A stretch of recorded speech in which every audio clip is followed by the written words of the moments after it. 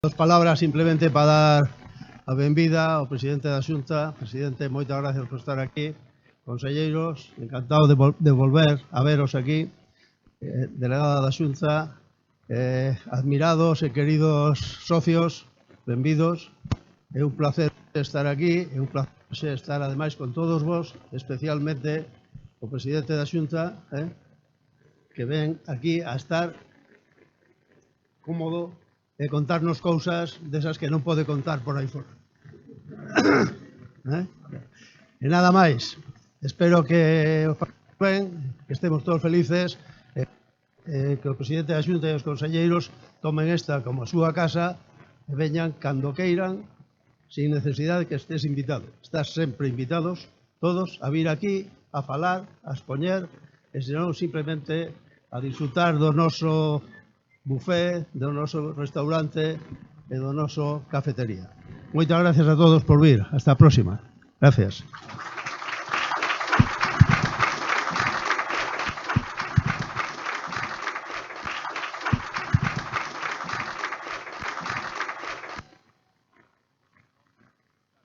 Quero deixar 3 ou 4 ideas e despois falamos con máis calma.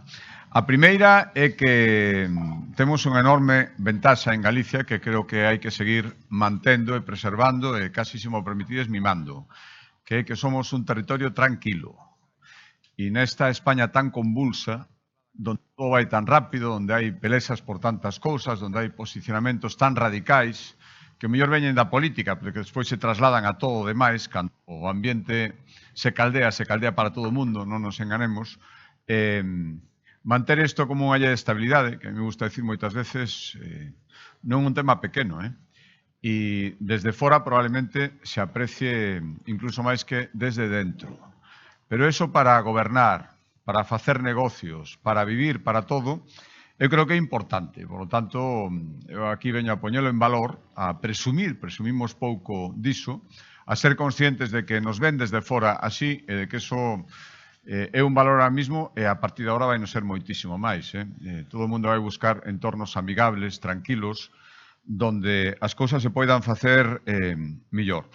A segunda idea que vos decía, pois é iso, non é fácil decilo diante dun foro de empresarios, pero é que, como tamén o decimos cando non hai empresarios diante, pois aquí o digo con máis forza todavía. As empresas son as que moven a economía. Como teñamos que confiar nas administracións exclusivamente para mover o día a día, crear riqueza, pois eso non vai funcionar. Esos son experimentos fallidos en moitos sitios. Por tanto, o noso deber é poñer as condicións para que as empresas funcionen. Eu teño clarísimo. E se as empresas funcionan desde as máis grandes, que as temos aquí, moi grandes, a moitísima honra, hasta as máis pequenas, todo será máis sinxelo. E se creemos que o que temos que facer é controlarlo todo, que ninguén se mova, que ninguén se salga do guión establecido das administracións, eu non creo niso, sinceramente. Tampouco creo na ausencia de control. Hai que dar un marco de xogo e despois vixiar para que se cumpla. Pero a partir de aí, cada un que se mova e que compita en boa lid, como se suele decir, e iso é o que fai funcionar a economía. E non é o que estamos intentando. Hai un montón de medidas que coñecedes, ou espero que coñezades, porque senón Ora, por exemplo, vimos dun acto onde me deu a impresión de que non coñecían un acto empresarial, todas as posibilidades que ofrecemos, e, por tanto, temos que perseverar. Pero o resumen sería ter claro que, primeiro, o que pedidos os empresarios, por suposto, apoio económico, ás veces é fundamental, sobre todo cando é máis necesario, cando é a diferencia entre poder crecer ou non crecer, cando é a diferencia entre pasar un bacho ou non pasalo, aí hai que estar, e ademais hai que estar rápido.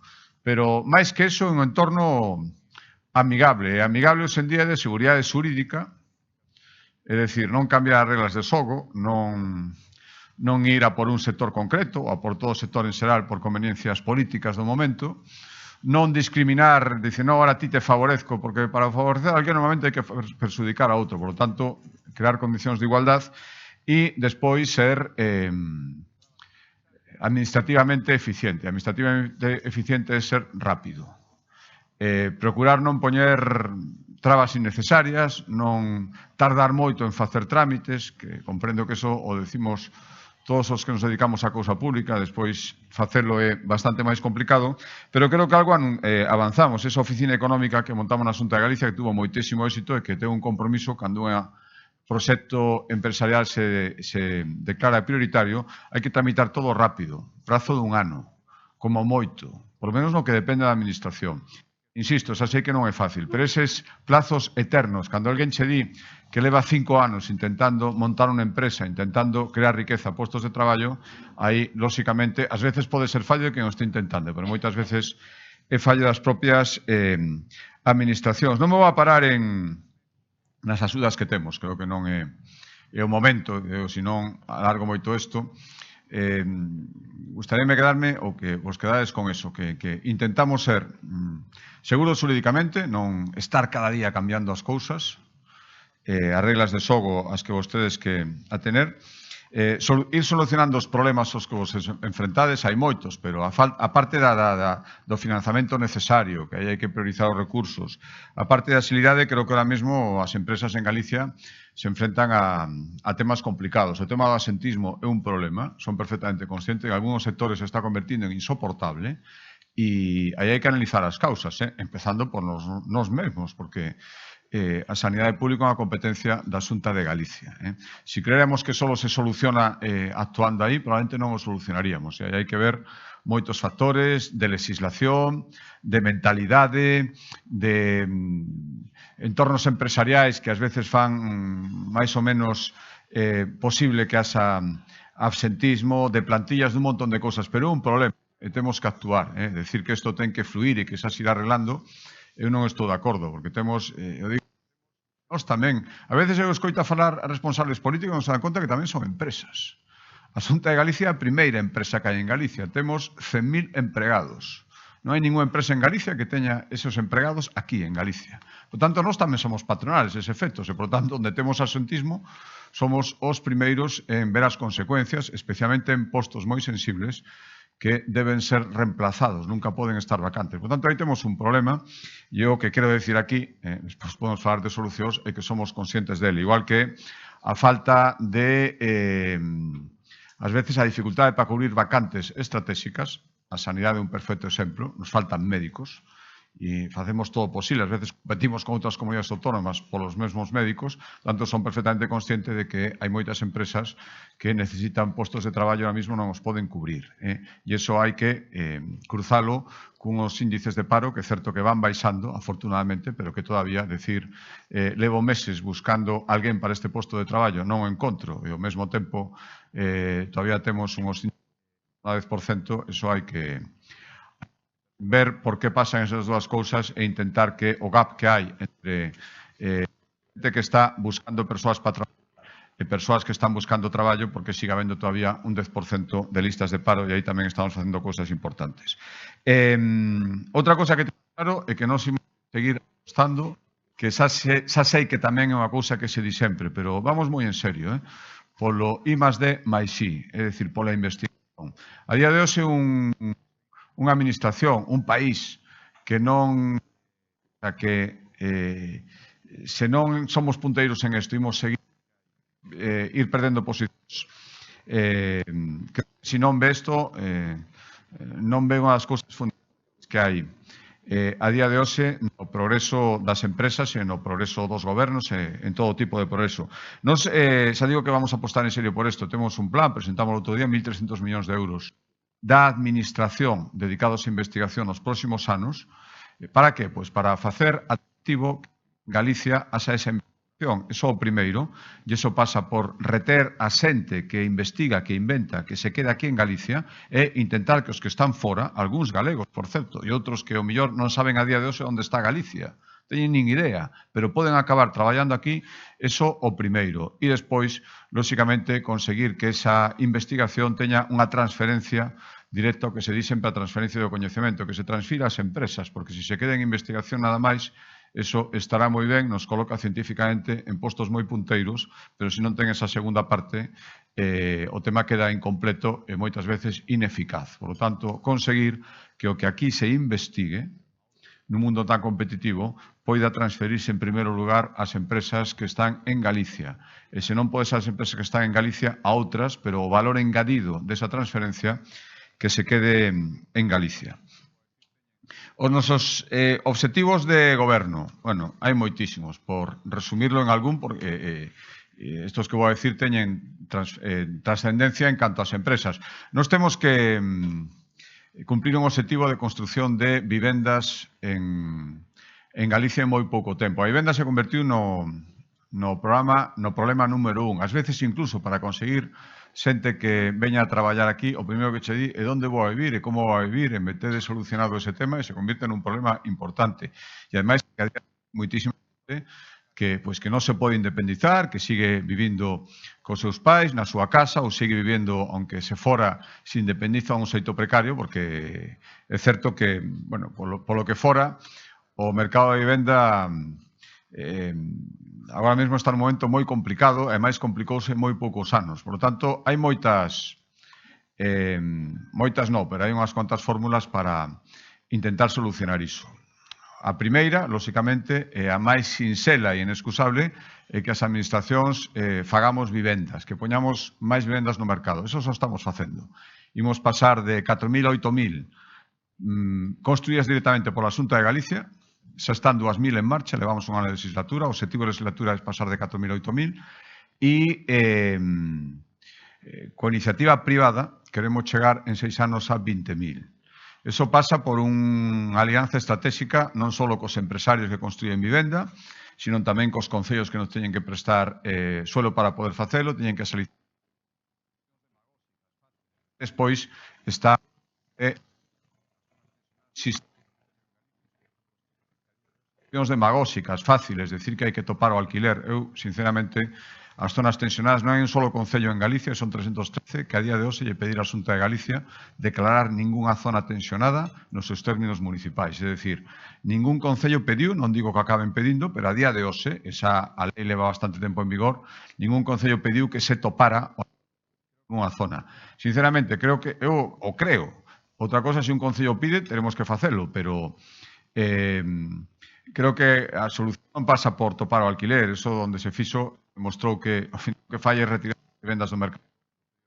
Porlle seguridade aos propietarios para sin medo a problemas no momento do período de arrendamento. Digo, é un dos obxectivos fundamentais e nós estamos cumplindo, porque en vivenda se pode teorizar moito, outra cousa é facer vivendas, e como creo que é medible, eu sométome, pido aquí que cando rematen os 4 anos de legislatura que se ve esa diferencia de vivendas que existían no ano 2024 que van a existir no ano 2028. E outro reto fundamental que temos, porque son 3, seguir mantendo un nivel de servicios públicos aceptable, e aceptable é un alto nivel de servicios públicos, porque a xente cada vez é máis exixente e fai ben, e en eso en Galicia é especialmente difícil. Afortunadamente, vivimos cada vez máis anos e, polo tanto, a xente, canto máis anos vive, máis demandante de servicios públicos é. En dependencia, servicios sanitarios, servicios sociais de todo tipo, iso costa moitos cartos. Por lo tanto, se queremos seguir prestando eses servicios, e creo que temos que seguir facéndos, temos que saber que unha parte dos recursos públicos teñen que ir adicados a eso. E esa cantidade non vai decrecer, sino todo o contrario, cada vez vai ser maior. Por lo tanto, temos unha solución que é crear, ter máis capacidade para xerar recursos públicos ou empezar a deixar de prestar outros. E, dende logo, prefiro a primeira, pero a sanidade, que a día de hoxe se leva casi o 50% do presuposto da Xunta de Galicia. A partir de aí queda a educación, os servicios esenciais, todo iso. Creo que todo o mundo se xa consciente de que unha parte moi importante dos recursos que ao final son os impostos que pagan todos os galegos se está adicando a eses servicios e eso cada vez vai ir a máis. E temos que manter eso sin deixar de invertir, sin deixar de crear riqueza e sin deixar de mirar para adiante en outros aspectos. E o terceiro reto, hai moitos máis, é fundamental, e con isto prácticamente remato, vou a pararme nada máis que un tema de actualidade despois, é que Galicia non perda as oportunidades que ten por diante. A día de hoxe, Galicia está no foco de moitísimos emprendedores. De Galicia, por suposto, e aquí estades unha representación importante, pero de fora de Galicia tamén. E o mundo é moi grande, e a xente está pensando onde fai os investimentos das próximas décadas. Esas son decisións estratégicas que para tomalas se teñen en conta moitos factores. E eu recibo a xente no meu despacho, xa teño dito públicamente e en algunha entrevista de prensa, que o primeiro que che pide, casi o fundamental, non te preguntan polas axudas, non, que axuda vou ter? Porque máis, nin sequera teñen claro cal é o investimento exacto. Te preguntan se van ter seguridade xurídica, se van a poder estar aquí, se a administración vai cumprir o seu papel, que é fiscalizar, controlar que se cumplen as normas, pero unha vez que se cumplen vai estar a tope con eses proxectos porque crean riqueza e se non se instalan aquí se van a instalar noutro sitio. Por tanto, agora que as industrias verdes están abrindo paso, unha industria verde non é outra cousa que unha industria, o mellor tradicional, que se pasa ás novas enerxías, que son as enerxías renovables. Temos unha enorme oportunidade. Igual que a nosa situación, as nosas características durante un tempo poderon ser un inconvinte porque se tendía máis a centralidade xeográfica a outras zonas onde xa había outras empresas, agora nos están mirando con moitísimo interés, moitísimos investidores. E, por lo tanto, non podemos deixar pasar esa oportunidade. Eu, cando vexo por aí que me din noutras comunidades autónomas de España, non hai que salir de España para iso, que os que temos as maiores condicións, os maiores recursos naturais, o que ahora se busca somos nós, pero lles dá a sensación de que temos demasiada conflictividade, a mí me fastidia escoitalo, pero eso pode chegar a ser verdade. Por lo tanto, fora de plantexamentos políticos, que os hai un interés, como digo, dos de sempre, en que aquí non se faga nada para decir que aquí non hai nada e poder denuncialo. Eso, digo decir, será inevitable, non o sei, pero alá cada un cos seus comportamentos. Pero creo que o que lle corresponde a unha administración seria é ser exixente, é rigurosa, incluso a veces especialmente rigurosa. Os investidores teñen alfombra vermella, porque senón, eu o vexo sempre que me veñen a decir, dice que ahora mismo estamos considerando 3, 4 sitios para instalarnos.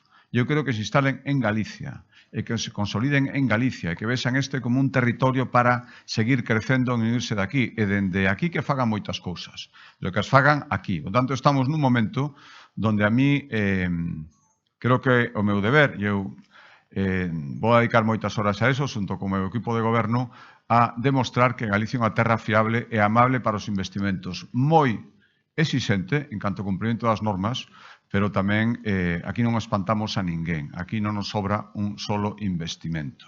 E os que din que aquí sobran investimentos e poden ir a outro sitio, normalmente son os que non gobernaron na súa vida e pensan que nas malas cifras teñen unha oportunidade. Pero iso non lle aproveita a ninguén. Ese é o terceiro objetivo de goberno.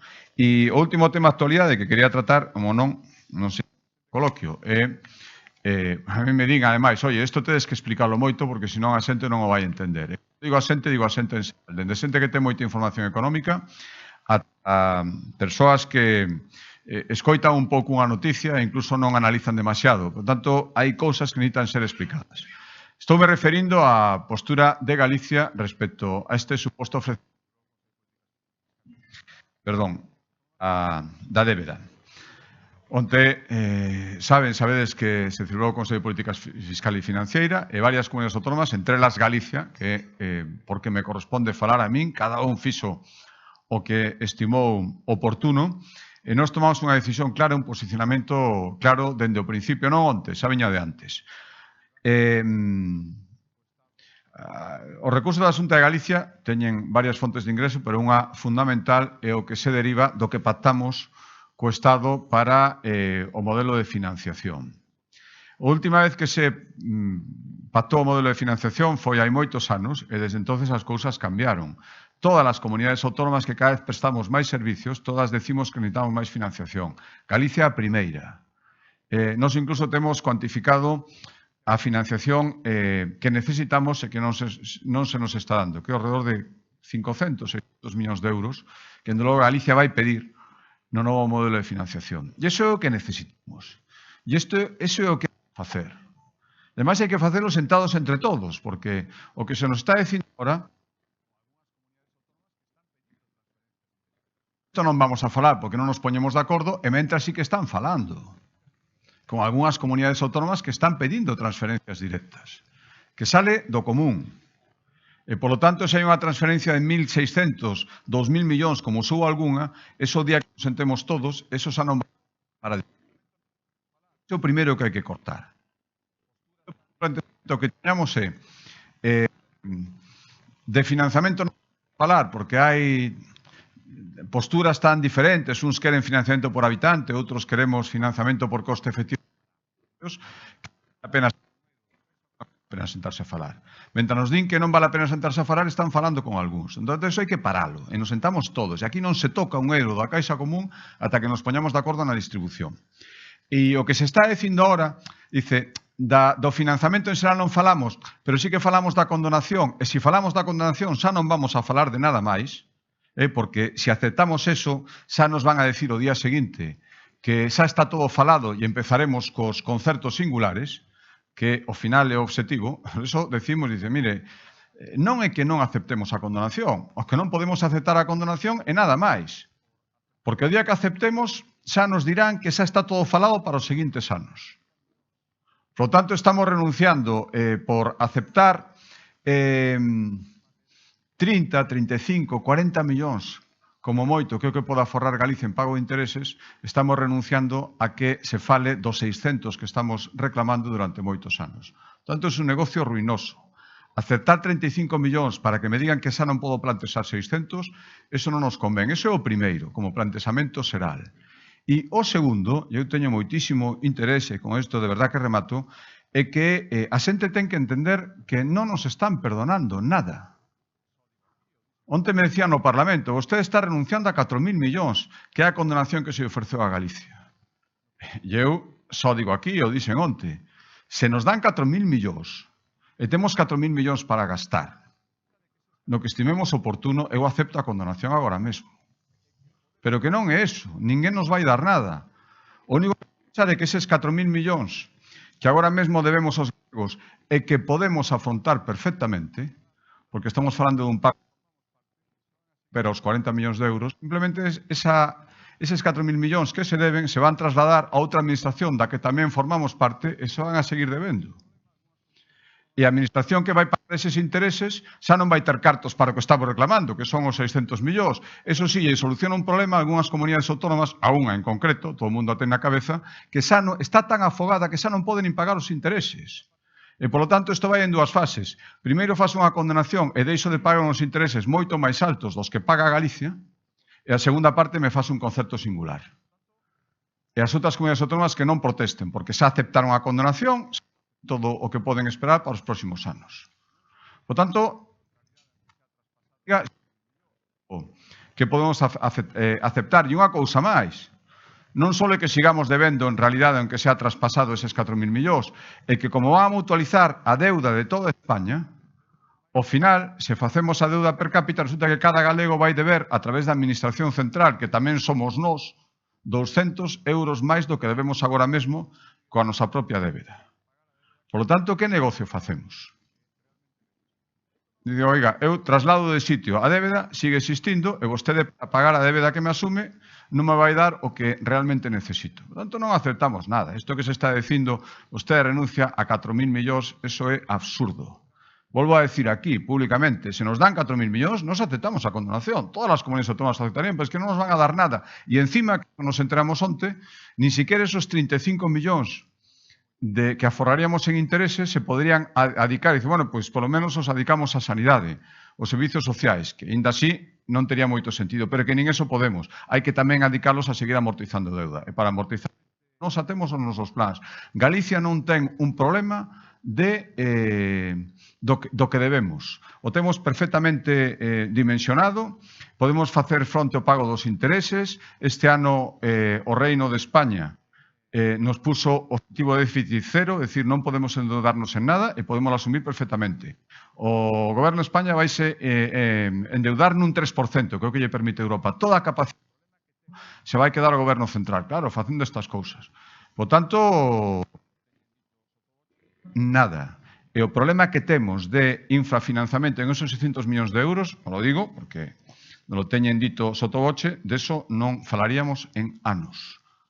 Por tanto, eu, dende logo, este negocio para Galicia non o podo aceptar. E cando nos din ese exemplo que se pon de vostede como explica unha persona que debe unha hipoteca que lle perdonan o 33% e renuncia a eso. Dice, mire, primeiro non lle perdonan nada, sino que o meten todas as hipotecas nunha bolsa común donde non só seguimos debendo a nosa hipoteca, sino que temos que pagar a hipoteca de mansións moito máis caras que compraron algúns que non tiñan cartos para hipotecarse ni siquiera no noso. Por tanto, isto non leva a ningún sentido. Esa digo, a segunda parte, inmediatamente, ese non o tempo, será que unha vez que condonamos a débeda de todo o mundo, ahora empezamos a falar de concertos singulares. E todos sabemos o que supoñen os concertos singulares. Sacar do común para darlle solo a un ou a algúns que en ningún caso sería Galicia. Por tanto, esta é a postura que entendo que non é fácil de explicar, sobre todo en macro, pero que creo que facer calquera outra cousa non sería responsable e, dende logo, mentras dependa de nós, non o imos facer. Moitísimas gracias.